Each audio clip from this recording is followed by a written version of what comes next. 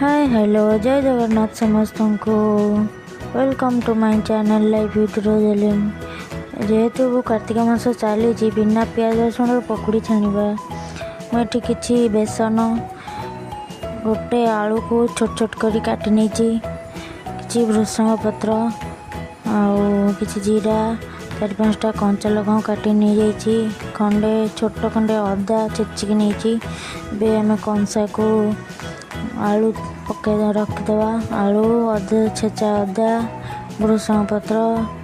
काटी रखिदेवा कंचा लंका आउ जीरा मैंने जी जो जी बनवार था से सब आलू भृषंग पत्र देखिकी पकेबे देखिकी लुण पकईदेली लुण पर सोडा टे पकईदवा सोडा पकई सारा पर बेसन पकेवा मैंने जी बनवार था से सब आलू ये सब देखिकी पकेबे पानी टी पकई कि पानी देकी बेसन टी गोलैदवा गोल सारा पर भलसे गोलैदवा टे भलसे गोलैकी किछि समय पाई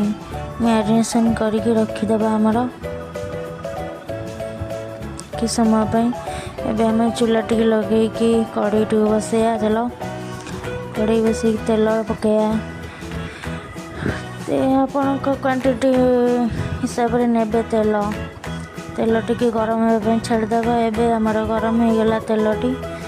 आम गोल रखी बेसन टी पकईवा पकुड़ी पकईवा अब मो पकुड़ी पकई देछि देखंतु मो पकुड़ीटी हो जाइए भल भाव भल से छणा पकुड़ीटी को तेल टी नहीं भल से छाणिकी ये करवा एवं मो प्लेट को काढ़ी नहीं देखंतु अल्प टिके टमाटो सॉस चिली सॉस आटे बिट लुण आटे कंचा लंका पकुड़ी रे कंचा लंकाटी नहेले पकुड़ीर मजा नहीं कदा देखु मोर ए पकुड़ीटी चलतु एवं मो स्वामी को ये देवी देखा सी कौन कह पकुड़ीटी केमती पकुड़ीटी खा देख केमती लगुच पकुड़ीटी खाई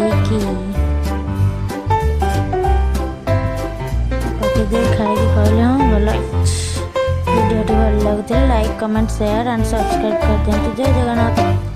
रही।